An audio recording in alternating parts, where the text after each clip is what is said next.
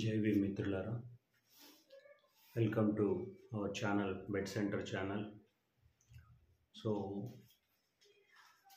ఈరోజు వీడియోలో మనము ఒక ముఖ్యమైన పాయింట్స్ తెలుసుకుందాం. Important points of social and economic inequality. ముఖ్యమైన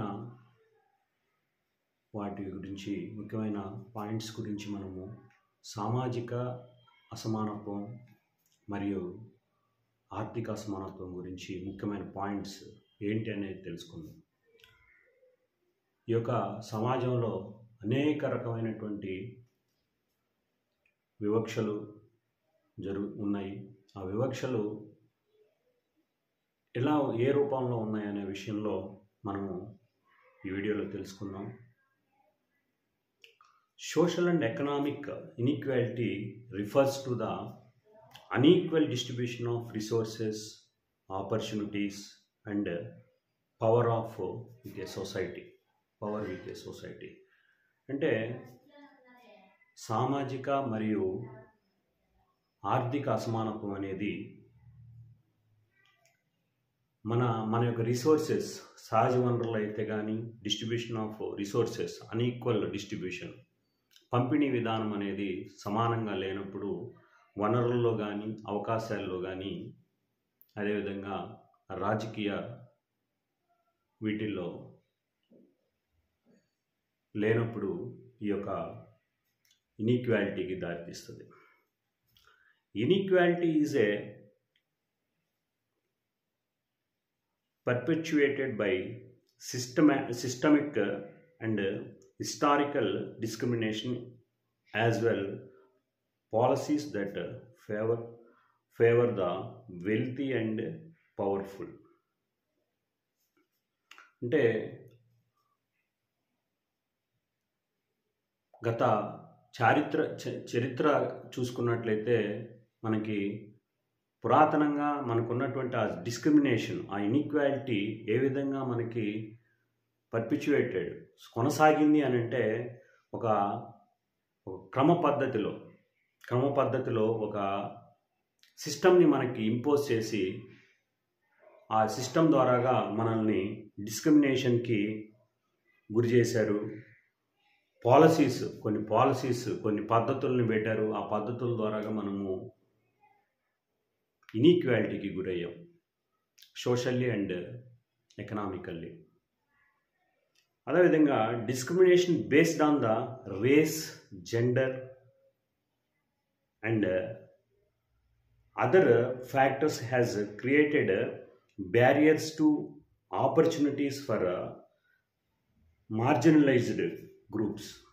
అంటే వివక్ష అనేది ఏ విధంగా దేని మీద బేస్ అయి ఉందంటే, ఒకటి రేస్, వర్ణం, అదేవిధంగా జెండర్ ఇన్ఈక్వాలిటీ, ఆడ మగ అనే విధంగా వేరే అదర్ ఫ్యాక్టర్స్, చాలా ఫ్యాక్టర్స్ లైక్ క్యాస్ట్, లైక్ ఈ వ్యవస్థ ఏదైతే ఉందో మనుధర్మ వ్యవస్థలో భాగంగా ఇవన్నీ కూడా అనేక రకాలైన బ్యారియర్స్ క్రియేట్ చేశారు, socially and economically.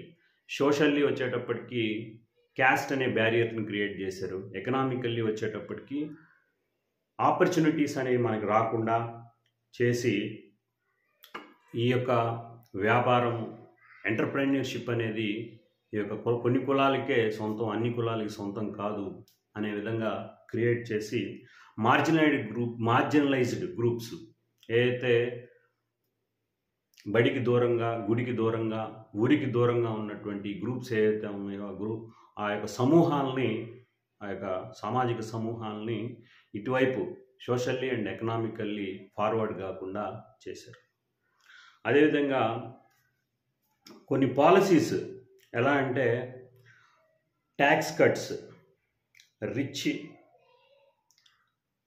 Cuts for the rich, subsidies for corporations and lack of regulation on industries like banking and finance can exaggerated existing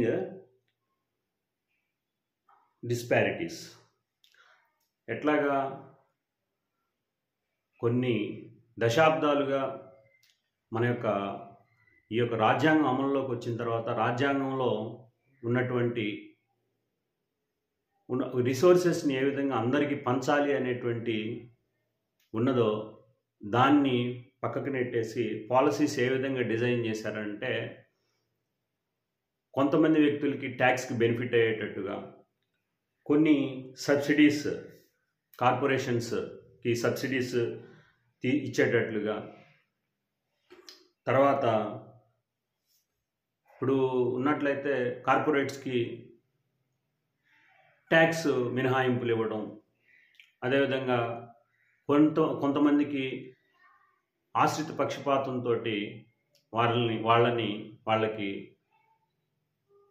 బడ్జెట్లో కేటాయించటం, బడ్జెట్ ద్వారాగా సపోర్ట్ చేయటం, ఆశ్రిత పక్షపాతం. అదే మనం చెప్పుకున్నట్టుగా క్రోనిక్ క్యాపిటలిజం అనే దాన్ని డెవలప్ చేసుకుంటూ వచ్చారు. ఈక్వల్ ఆపర్చునిటీస్ అందరికీ ఇవ్వకుండా కొంతమందికే ఆ యొక్క ఆపర్చునిటీస్ అందే విధంగా చేసుకుంటూ డిజైన్ చేసుకుంటూ వచ్చారు. నౌ ఎంటర్ప్రైన్యూర్షిప్ అనేది మనం అర్థం చేసుకోవాల్సింది కేవలం కొంతమందికే కాదు, అందరికీ ఇది ఆ ఫైనాన్స్, బ్యాంకింగ్ అండ్ ఏదైతే ఉందో ఆ డిస్పారిటీస్ని పెంచడానికి, సమాజంలో ఉన్నటువంటి పూర్ అండ్ రిచ్ మధ్యలో ఉన్న పెంచడానికి ఈ విధంగా అనేక విధాలుగా ఎగ్జాజరేట్ చేసేసి ఎగ్జిస్టింగ్ పాలసీస్ ఆ విధంగా ఉన్నాయి. ఈ పాలసీస్ని మార్చుకుంటే తప్ప మనం ఈ యొక్క పూరు రిచ్ మధ్యలో ఉన్నటువంటి గ్యాప్ తగ్గిపోయి ఎకనామిక్ ఈక్వాలిటీ వస్తుంది. ఎకనామిక్ ఈక్వాలిటీ రావడానికి మనందరం ప్రయత్నం చేయాలి. అలాగే ఫస్ట్ అండ్ ఫార్మోస్ట్ థింగ్ ఏంటంటే lack of access to education and other opportunities is another major contribution to social and economic inequality. So here మనం ఒకటి తెలుసుకోవాల్సింది ఏంటంటే ఈ ఎడ్యుకేషన్ సిస్టమ్ అనేది ఒకటే మన యొక్క సోషల్ అండ్ ఎకనామిక్ బ్యారియర్స్ని మనము కట్టైల్ చేయడానికి, ఆ బ్యారియర్స్ని తీసివేసి మనము ఈక్వల్ ఆపర్చునిటీస్ రావడానికి అదొక మార్గం. సో అందరికీ ఎడ్యుకేషన్ వచ్చే విధంగా మనము పాలసీలు డిజైన్ చేయాలి. అదేవిధంగా ఏదైతే ఎడ్యుకేషన్ లేకుండా ఇంకా ఎడ్యుకేషన్కి దూరంగా ఉన్నటువంటి సొసైటీ, సమాజం ఎక్కడైతే ఉందో సమాజాన్ని మనము తీసివేసి ఇన్ఈక్వల్గా ఉన్న సమాజాన్ని, ఆ ఎడ్యుకేషన్ రావాల్సినటువంటి, ఎడ్యుకేషన్ నేర్చుకోవాల్సినటువంటి ఇంకా పేద ప్రజలు ఎవరైతే ఉన్నారో పేద ప్రజలకి ఎడ్యుకేషన్ అందే విధంగా మనం ప్రయత్నం చేసి ఇన్ఈక్వల్ సొసైటీని ఈక్వల్ సొసైటీగా మార్చడానికి డాక్టర్ బాబాసాహెబ్ అంబేద్కర్ గారు ఉపయోగించినటువంటి కేవలం ఒకే ఒక ఆయుధం ఏంటంటే నిట్ట నిలువుగా ఉన్న సమాజాన్ని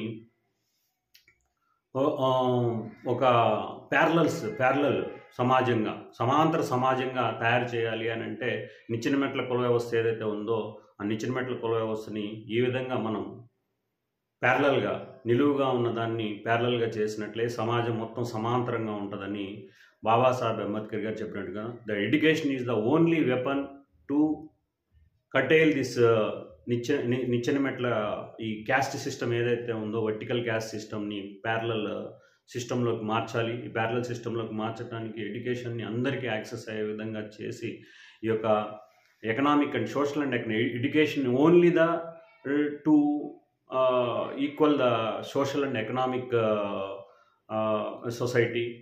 సో మనందరం కూడా బాగా చదివే అవకాశాలు అందరికీ వచ్చేదానికి ప్రయత్నం చేయాలని కోరుకుంటూ ఈ వీడియోని ఇంత ముగిస్తున్నాను. Thank you.